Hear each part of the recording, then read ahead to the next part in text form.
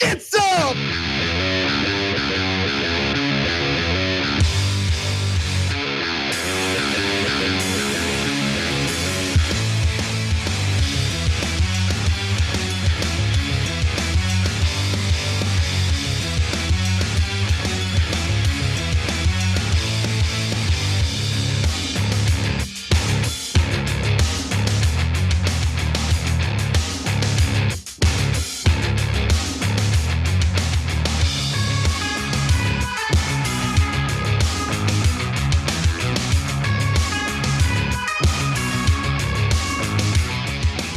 All right, welcome to the Young Turks. Cenk, Uygur, and Kasparian with you guys. Amazing show ahead for you guys.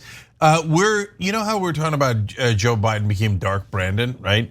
But weirdly, America became Light America after the midterm elections. Things have gotten better and better, and better news as we go along. It's a little weird. It's a little unsettling. But don't worry, we still have some bad news. So we'll give you the good, the bad, and the ugly as we usually do. So, Casper, take it away. Well, let's take a little trip to Arizona and start with this. This is just an embarrassment, and the people of Arizona are sick and tired of elections being run like we're in some banana republic. I have very little faith in some of the people that are operating that Maricopa County elections. I think they're incompetent. Kari Lake is not happy with how the gubernatorial race in Arizona is going. She's the Republican candidate in that race, and it appears that her Democratic opponent, the current Secretary of State of Arizona, Katie Hobbs, has a narrow lead in this election and appears to be poised to win. Although, let's be cautiously optimistic on that. Now, the race is still too close to call, and there are still around 160,000 ballots that need to be counted. But the good news is Katie Hobbs is up by 26,000 votes. Now, most of the votes left to count are, in fact, in Maricopa County, where Lake is not doing well. Lake is losing Maricopa County 52 to 48% so far. There are still some ballots that need to be counted in that county, so I just want to give you some caution on that front. Hobbs also dominated in Pima County over the weekend, and that further offset some of Kari Lake's wins in Maricopa County.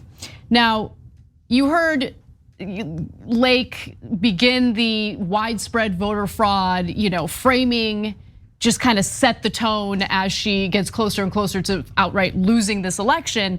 But Trump weighed in on the matter as well, as he does. He says, quote, "I assume everyone is watching Arizona as the great Kari Lake's easy election win is slowly yet systematically being drained away from her and from the American people. This is a very sad thing to watch. Mail-in ballots, long election counts, many day elections, machines that very few people understand, massive counting centers, and more are an American disaster. Our elections have become an unreliable joke, and the whole world is watching."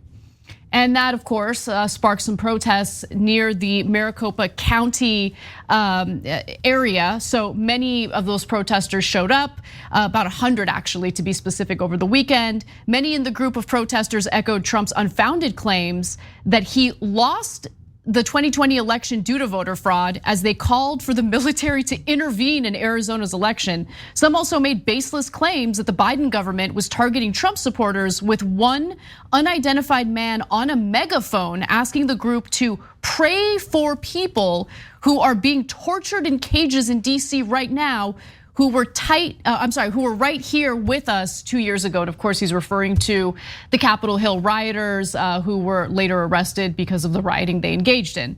Now, there has been some investigation into some of the issues in Arizona, and there have been some issues.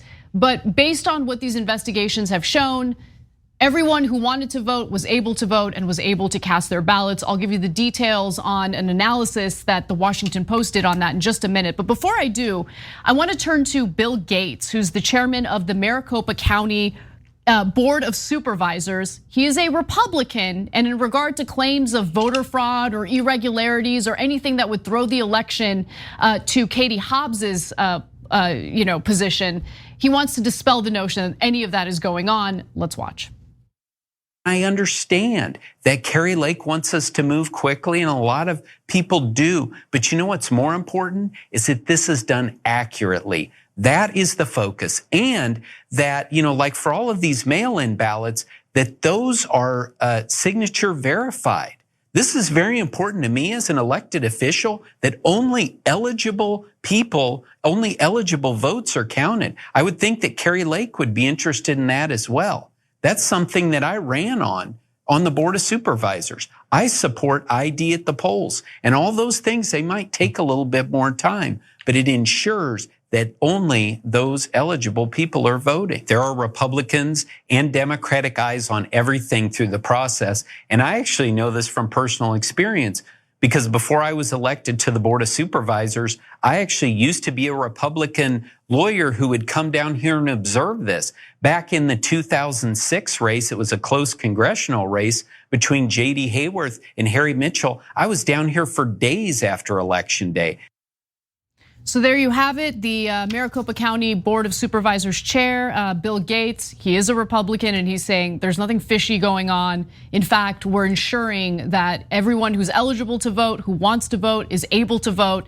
And he talks about the process there. But Kari Lake is nominated, was chosen by Donald Trump to run in this gubernatorial race. It doesn't surprise me that if she loses, and as she's losing right now, she's going to throw around claims of election fraud. To which I say, of course she is. The process of putting in all those chips through the 5G network has really added some weight to Bill Gates, but at least his eyesight obviously got better because he doesn't need the glasses anymore.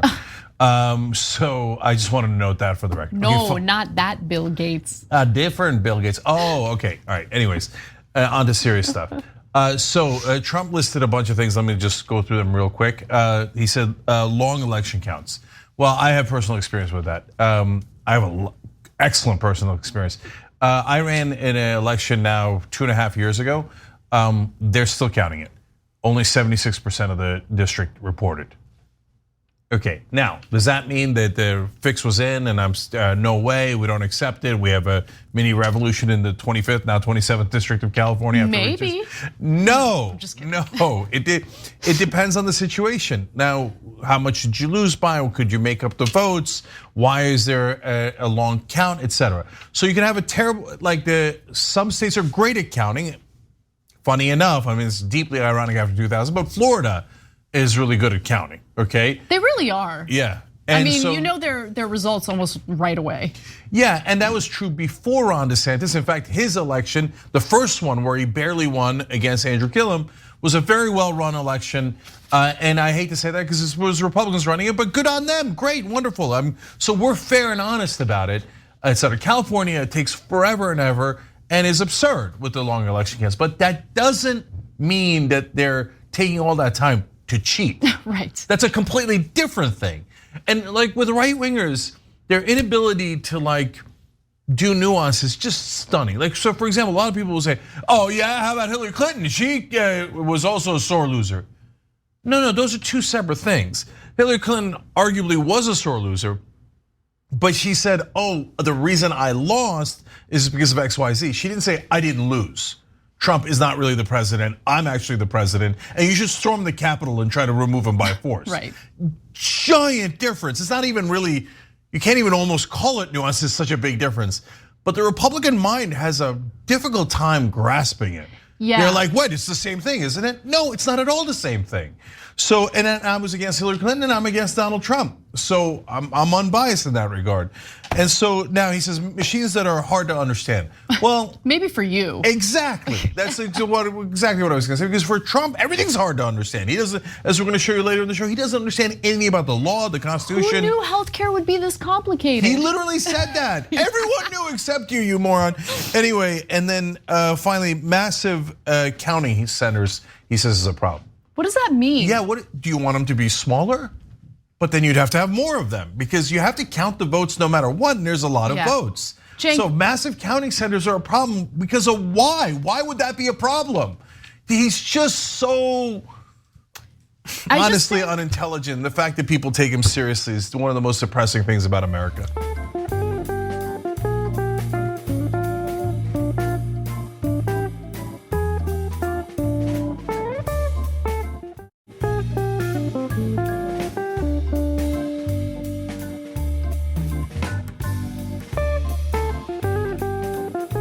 I just think these counting centers might be too big to fail, Cenk.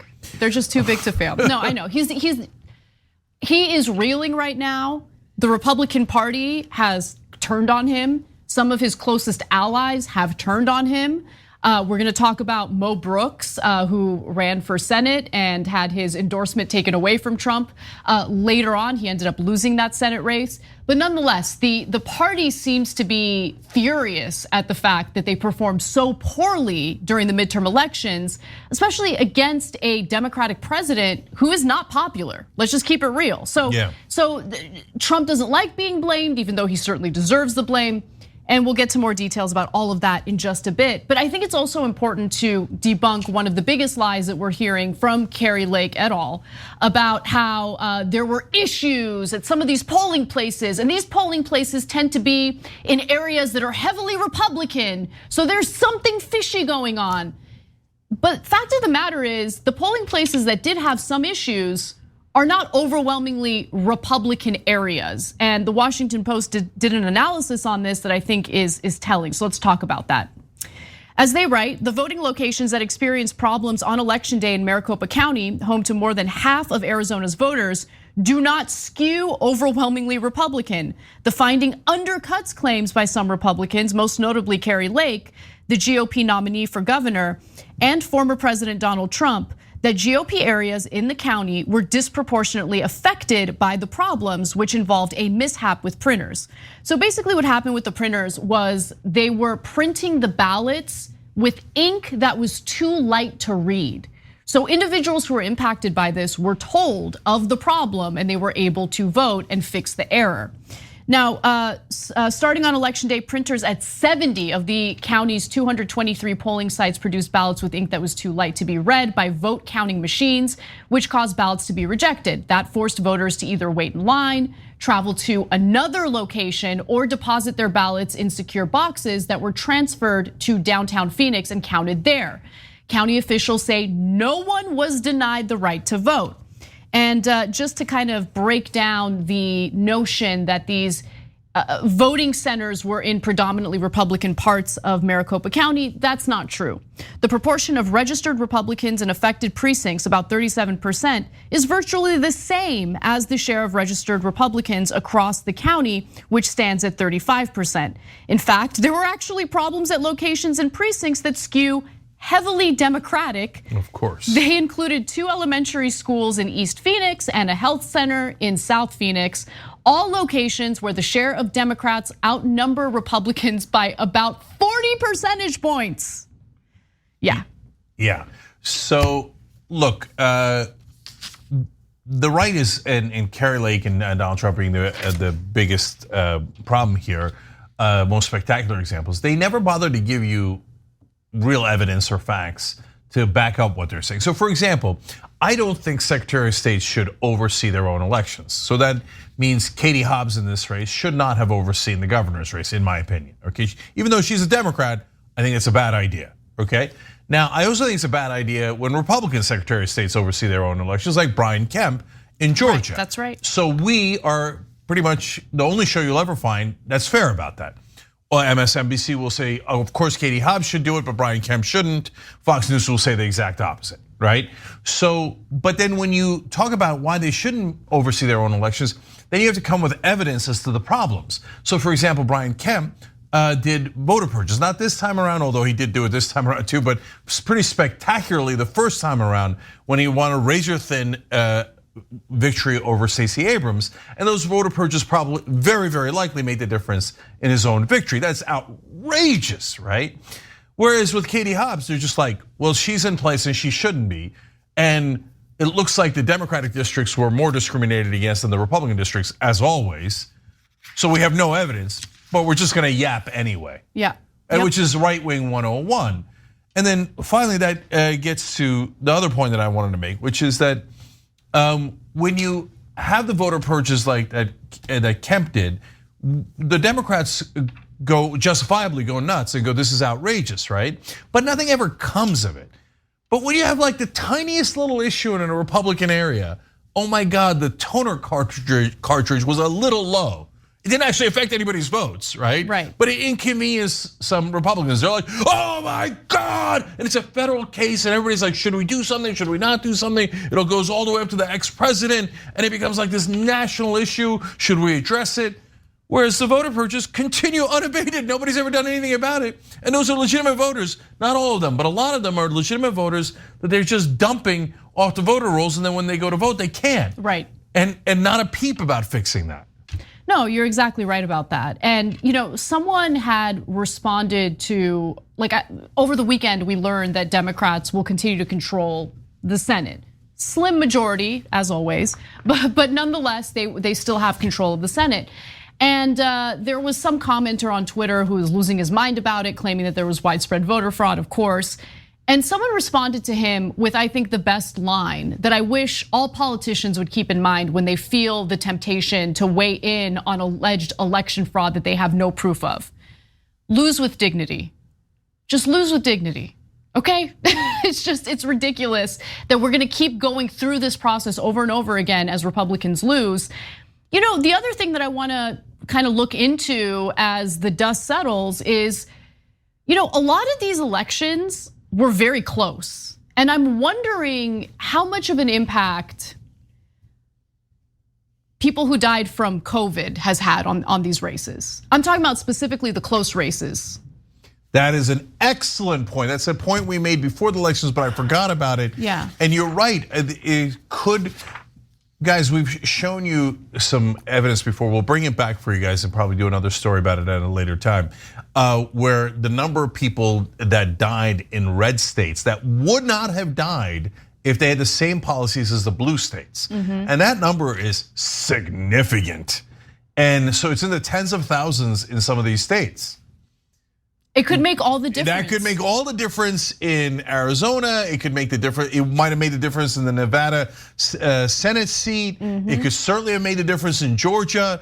So their policies killed their own voters, and oops, now it might be affecting them. And the other thing I'll say is, Republicans are their own worst enemy, because I like voting by mail because I don't want to risk waiting till like election day and dealing with a lengthy, I gotta work, right? So if there's a super lengthy line, I don't know, if I don't make it, I don't make it. So I don't risk it, I do my mail-in ballot.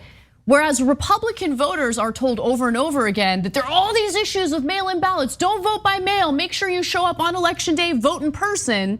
Okay, but that might actually end up discouraging people from voting because, for instance, in California, it was raining on election day, as we we shared with the audience that day. There are some people who don't want to go out to their voting place when it's raining. If there's a long line, they might be deterred by that. So they keep shooting themselves in the foot with these terrible, terrible narratives that again work against them when for some reason they think it's working to their favor. Last two things. One is, it's not just red states versus blue states. In purple states, the ones that matter the most, Republicans did not get vaccinated at a much higher rate than Democrats, and they wound up dying at a higher percentage. And all these plagues were all started by Trump. So Trump didn't just cost them the election by being so radical and insane that some Republicans and independents didn't want to vote for people that were backing him. But he also cost him the election because of COVID and because of his tirade against mail-in ballots. Right. So he was just the perfect storm to totally screw over the Republican Party. But of course, that's not going to stop them from thinking about nominating him again for president. But that's why they're also going to have a giant civil war within the Republican Party to try to stop that, because he's in essence a political suicide bomber. Listen, if that civil war happens within the Republican Party as opposed to among the American people, I'm here for it. Do you, booze? Do whatever you got to do. Just keep that whole civil war talk outside of the context of the entire country. Yeah, 100%. And in fact, Democrats, as we all know, are not very effective fighters. So if anybody's going to take down Donald Trump, it is likely other Republicans. Yep. So that's why we look forward to that in a couple of different ways and to save our democracy. We're gonna take a break. When we come back, one Republican is speaking out against Donald Trump pretty aggressively, especially now that he's lost his bid for the United States Senate. We've got that story and more coming right up.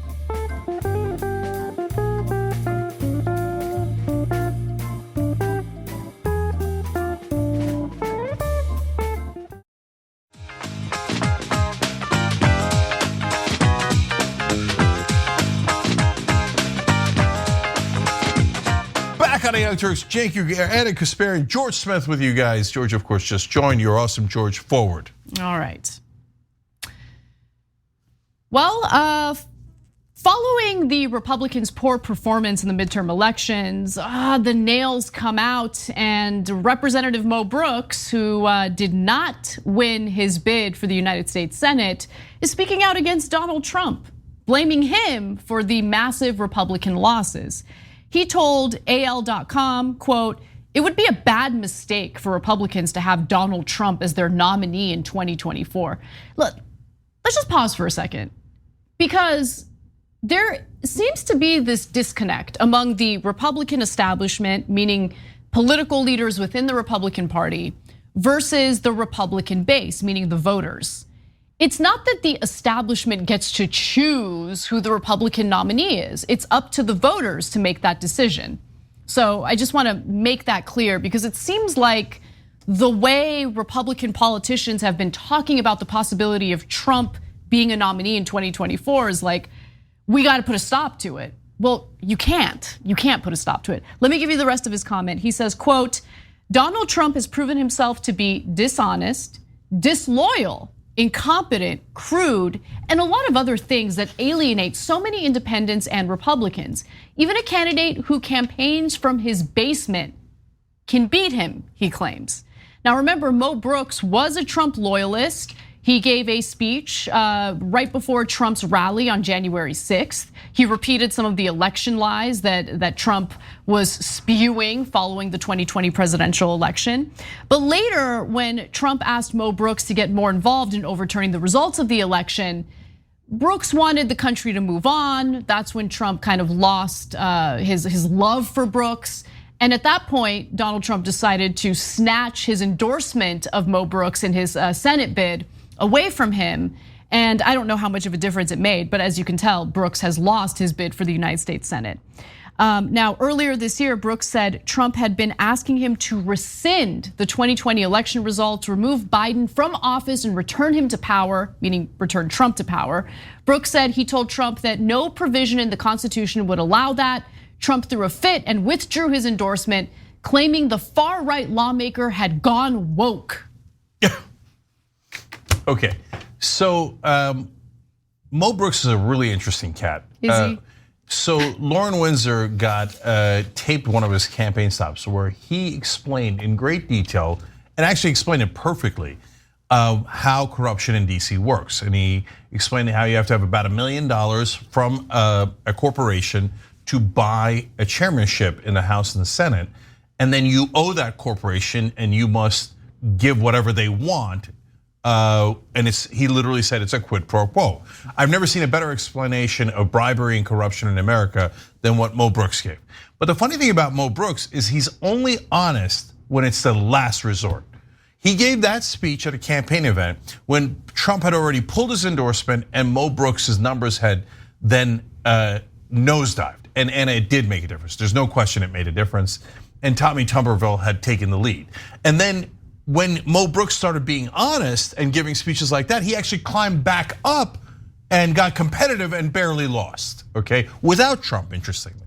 And here, up until Trump asked him to rescind the election, which is not a thing, he was kissing Trump's ass 24/7. Oh, Trump is the best, Trump is great, let's start a revolution for him, let's go to the Capitol, let's destroy democracy, who cares, let's burn it all down. And then all of a sudden, Trump asked him for a thing that he literally physically cannot do, it's impossible. And he says, I'm sorry that, Mr. President, I can't fly, I wish I could, but I have no wings. And Trump's like, that's it, you're woke. And then at that point, Mo Brooks turns to honesty again and says, oh, he's crude, disloyal, dishonest, and incompetent. But Mo, you already knew all that. You were just lying about it before. I've got no love for Mo Brooks, obviously no love for Trump. I think they're both trash, just keeping it real. Mo Brooks had no problem enabling Donald Trump when he felt that it was suitable for him and his political career. And now that he's got nothing to lose, oh wow, look at Mo Brooks being super honest about what he really feels toward Donald Trump. It's gross. And remember, when Mo Brooks was campaigning, even after Trump snatched that endorsement from him, he was pretending like Trump still endorsed him, right? Like that they were still buddies. Yep. I mean, why were you so desperate to latch onto that endorsement to a guy that you just described as crude, as dishonest, disloyal, incompetent.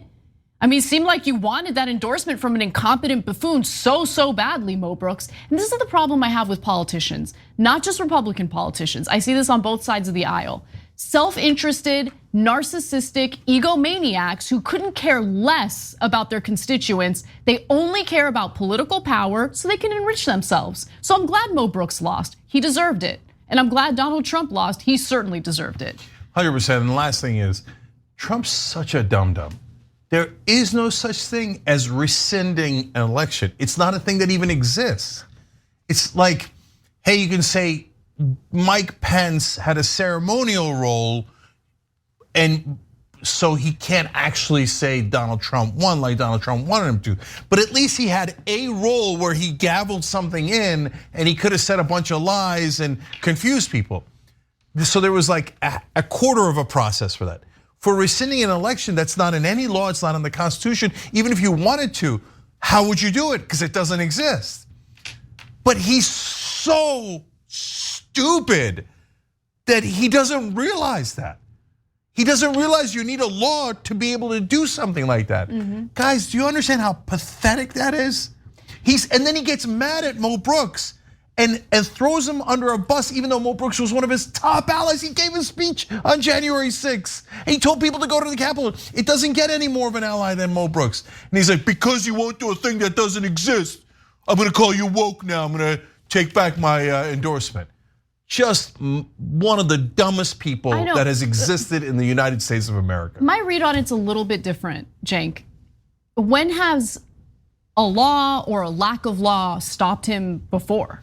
No, right? Anna, it's not I hear about you. being stupid. He knows. No, it's both. Because he knows that what he's asking to do is wrong. No, he knows that for right. sure. And because he told Mike Pence, you're too honest. So he knows he's lying, etc. But Anna, if you wanted Mo Brooks and the others to put you back into the White House, despite the laws, despite the Constitution, etc., you'd have to come up with a plan. You'd have to say, do X, then Y, then Z. Maybe it's tanks, maybe it's this, maybe it's that. But you can't just say, like, put me back in and not tell them how, and it doesn't exist, and then get mad at them for doing a thing they literally cannot do. So he's like, it's like saying, hey, Mo Brooks, why don't you press the nuclear button? I know, Cenk, but he doesn't have access to the nuclear button. You're thinking about this from the mindset of someone who didn't have a silver spoon shoved down his throat his entire life, okay? So he's used to telling people to do the impossible for him, they carry it out, and he's furious that for the first time in his life, people told him no. And so that's the reaction that you're seeing from Trump when he has all this backlash toward people who have been loyalists to him since day one. All right, we gotta move on. I wanna do some international news here. Some potentially good news from China, believe it or not. Let's do it.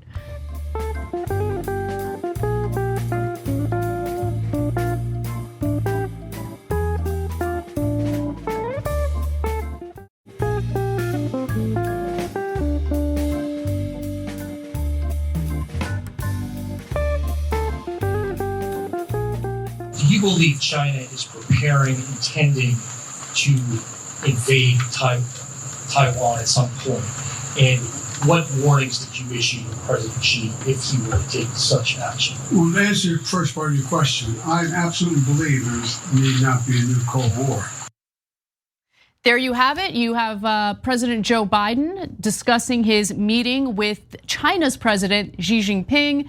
And he has a simple yet important message for the American people, a message that I was hoping we would hear from Biden.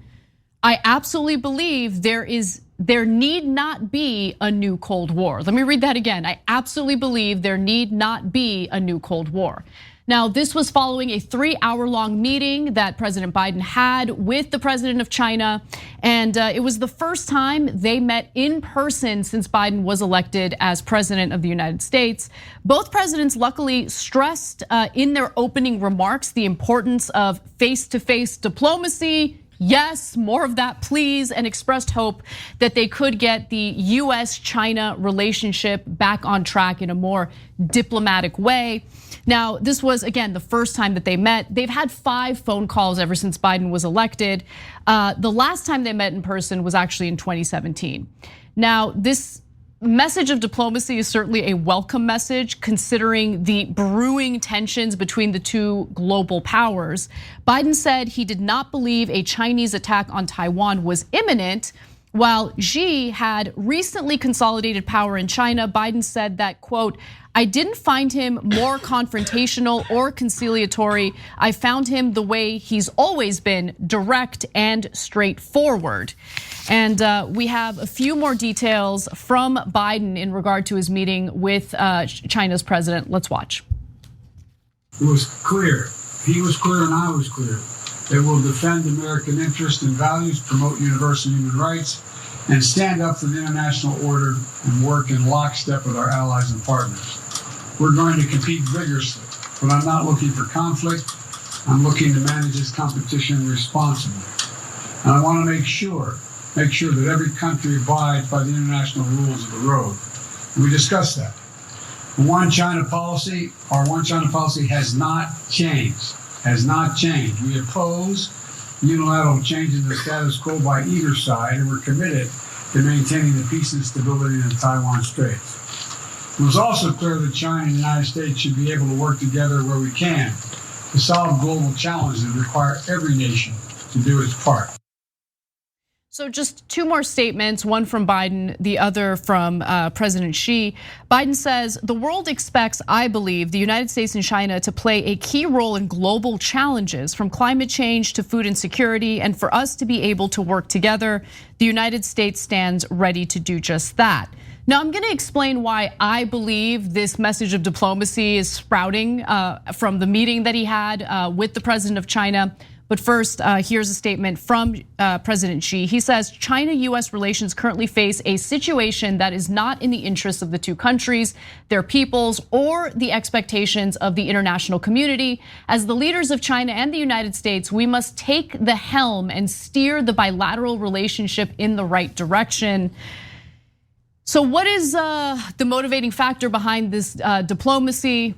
Honestly, I think it's because of the investments US business interests have made in China. I'll give you more details into that in just a moment. But nonetheless, I think the message of diplomacy is a good one and a welcome one. Cenk.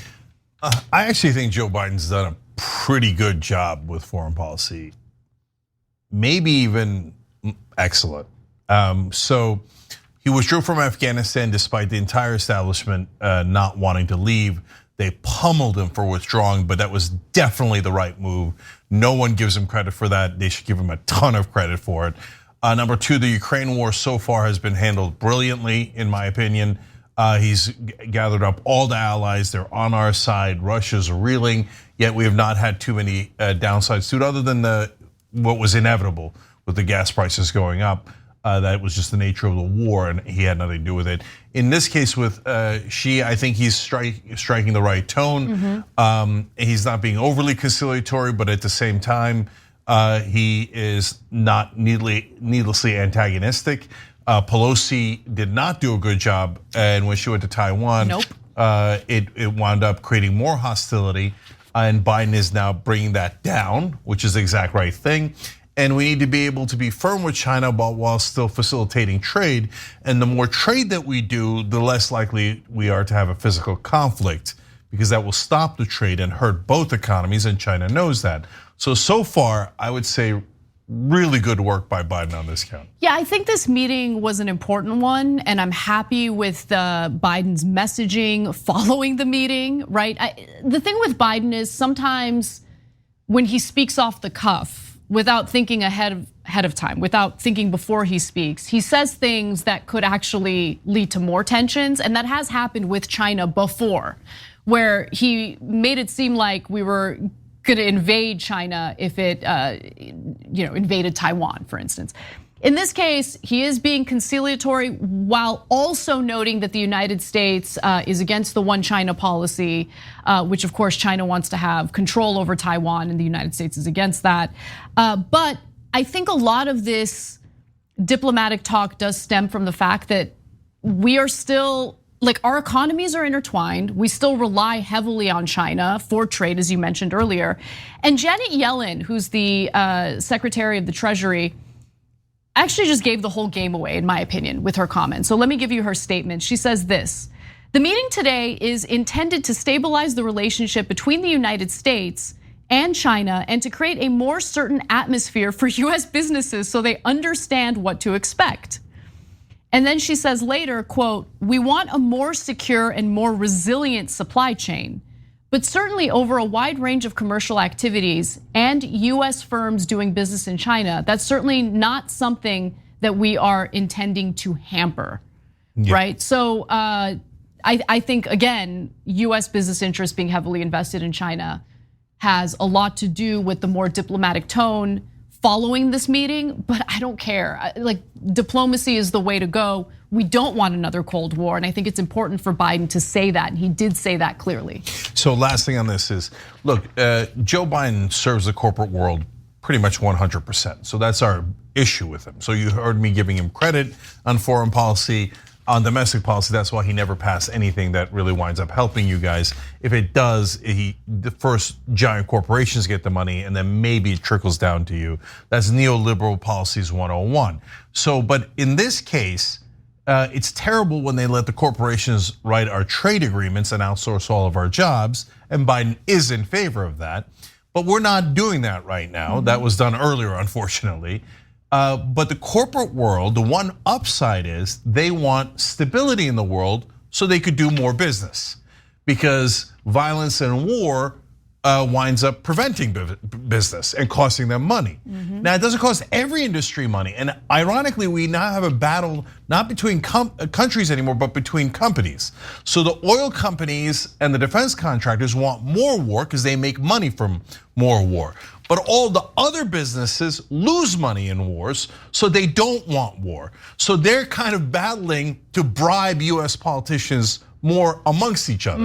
And this shows you that all the other corporations are now beating the defense contractors and the oil companies and saying to Biden and other establishment Democrats, bring it down, okay? Let's not have any further conflict and talk of conflict. Let's stabilize things so that the markets can go back up, trading can go back up. And in that rare case, that is a net positive. So we'll take it. All right, we got to take a quick break. When we come back, the LAPD implemented one reform that I think is worth looking into. There are some promising results so far. We'll give you the details on that story and more coming right up.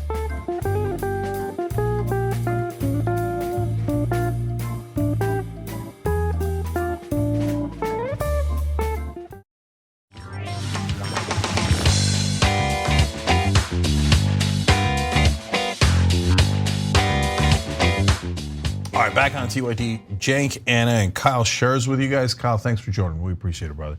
Anna, what's next? So there's been a reform within the Los Angeles Police Department I wanted to discuss, although I think there needs to be more data to see how this is playing out. But so far, preliminary data looks promising, so let's discuss. The Los Angeles Police Department has implemented a reform, and the preliminary data regarding the outcome of this reform looks promising, although it's only been in place for several months and we need more details, more data to kind of see if this is working out. But so far, looks promising, and we should be pushing for a lot more police reform.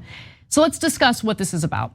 It's about what's referred to as pretextual stops, where a cop will see someone with a broken taillight, for instance, and then stop them in an effort to fish for other things. So as the Los Angeles Times puts it, police officers will pull over a driver for a minor infraction, such as broken taillights, use something vaguely suspicious, a shaking hand, a whiff of pot, to justify a search, hope to find drugs or weapons. So this is what they do, right? They're hoping that they'll stop the person for some issue with their vehicle, maybe some tints, dark tints in the front windows. And then they'll use that as an excuse to search the vehicle. They'll ask for consent, of course, because they have to ask for consent. But oftentimes when they pull someone over, a lot of people don't know what their rights are, so they'll give consent even though they don't need to. And again, it leads to like a fishing expedition. Now, while the tactic is in fact legal and has led to plenty of seizures in the past, LAPD Chief Michael Moore and the Civilian Oversight Commission realized that, oh look, this is disproportionately impacting minorities in Los Angeles, predominantly, or disproportionately, I should say, Black individuals who are being stopped for these minor issues with their vehicles.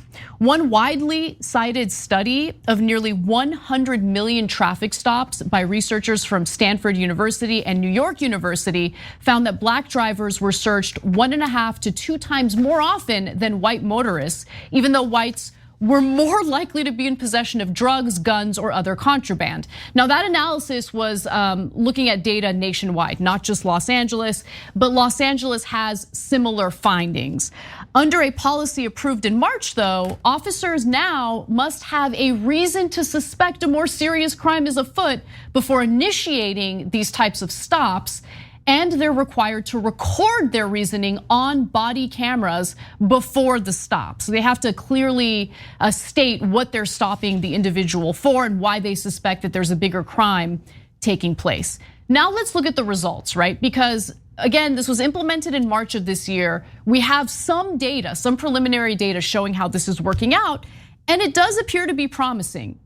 So let's take a look at this graph. It shows LAPD stops for minor violations, and it shows that those stops have actually fallen sharply. Insignificant non-moving and equipment violations, which include a wide array of offenses such as expired registration or an air freshener hanging from a rearview mirror, accounted for 12% of all traffic and pedestrian stops from April through the end of August of this year. Now, if you look at the same period of time last year, before the policy went into effect, these types of stops made up 21% of all stops. So it went from 21% all the way down to 12%. Now, officers are much less likely to rely on consent from the drivers because now they have more probable cause to actually search their vehicles. There's more purpose behind these stops than just fishing, right? Now, police found something illegal in 26% of the searches conducted during the recent stops for minor violations. And that's a slight increase compared with their success rate before the new policy. But I gotta be honest, 26% success rate, not so great, but they have stopped doing as many of these pretextual stops, which I think is important because you wanna build trust between the cops and the community. And it's impossible to build that trust if the community or members of the community feel like they're constantly being harassed by the police. Okay, so this is actually a balancing act. And I think LA, shockingly, is beginning to get that balance correct.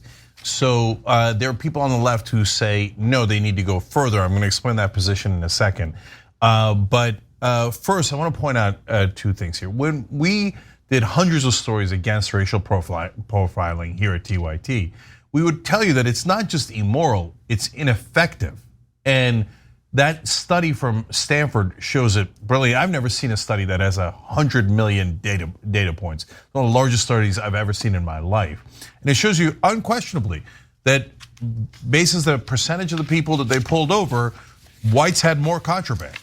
Yet they pulled over minorities at 1.5 to 2 times more.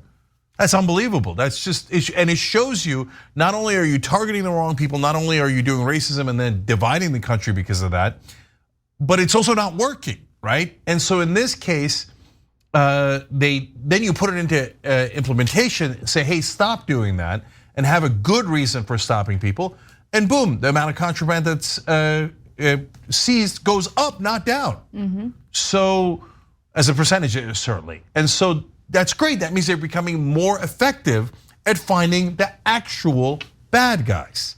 So, guys, some on the left say no, including someone who was actually a guest on this show, say no, we should have no pretext stops at all, okay? But wait a minute.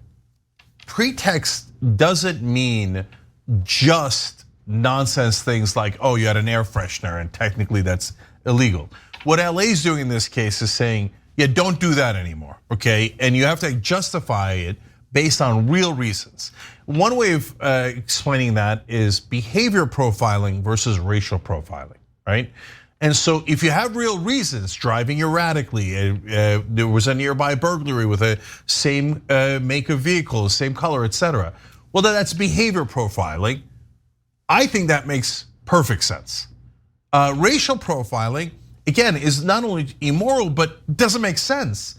I mean, it doesn't actually keep the public safe because you're focusing on, certain individuals based on your own biases, as opposed to focusing on behaviors that would indicate that someone might be engaging in some sort of criminality, right? It's not just that you're wasting resources by stopping the wrong people, but you're also letting the bad guys get away because you're busy stopping people based on the fact that they're black or Latino, as opposed to stopping them for behavioral issues. Yes. So I do not agree with the part of the left that says, no, don't stop them at all.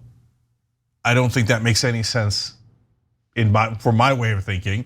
But I also certainly don't agree with the right, and we have been clear about that for 20 years straight, where they're like, well, they're black, I don't know, stop them more. I mean, that's insane. That's an insane point. Well, the right wing won't say that, but they will say, oh, well, there are cultural issues with black people, and they're more likely to commit crimes, so that's why you're seeing these stops. But then you look at the data and you see that these people who are being harassed, right? Like in the case of Los Angeles, black Angelenos are being harassed by these cops, and vast majority of cases are not turning up any contraband or drugs, illegal guns, nothing like that. Even with the new policy, by the way, only 26% of the time they're able to, find what they're looking for. So just real quick on that, I know the right wing always disguises their racism, or they used to disguise their racism with a very thin veil. Right. Like, it's cultural issues. No, you're still saying the same thing. You're saying black people are more violent and more likely to commit crimes. It's the definition of racism. But remember, guys, it's not a theoretical or hypothetical point.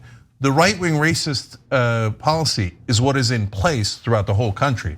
That's why black people get stopped at twice the rate, even though they have less contraband. The current status quo in the overwhelming majority of the country is the racist right-wing position.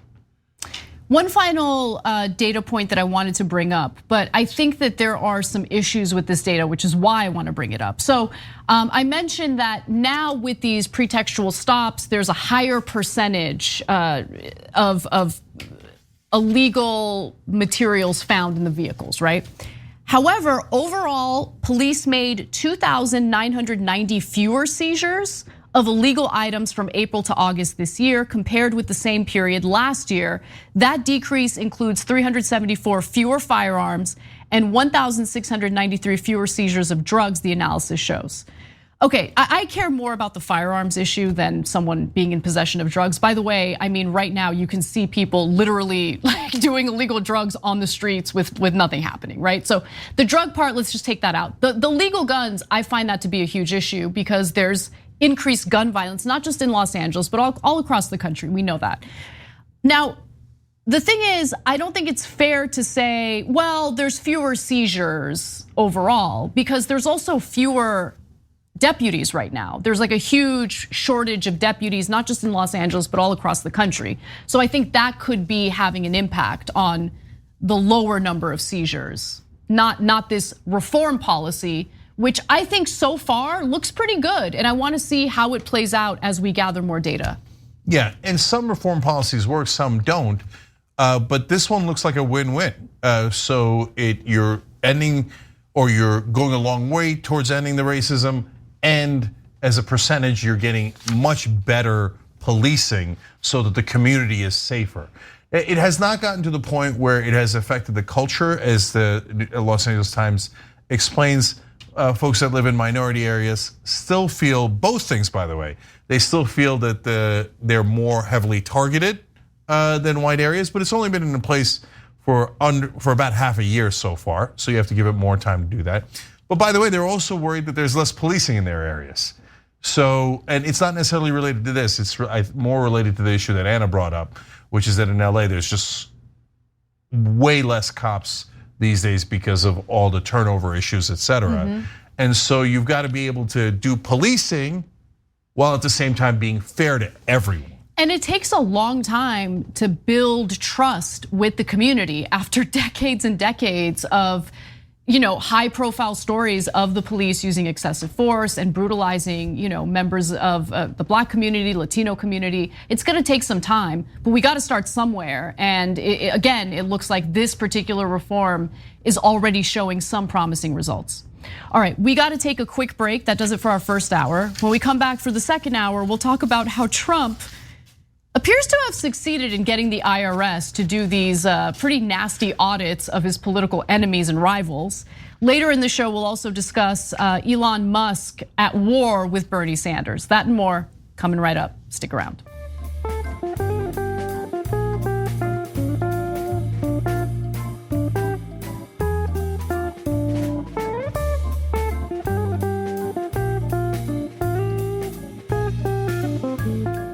Thanks for listening to the full episode of The Young Turks. Support our work, listen ad-free, access members-only bonus content, and more by subscribing to Apple Podcasts at apple.co/TYT. I'm your host, Cenk Uygur, and I'll see you soon.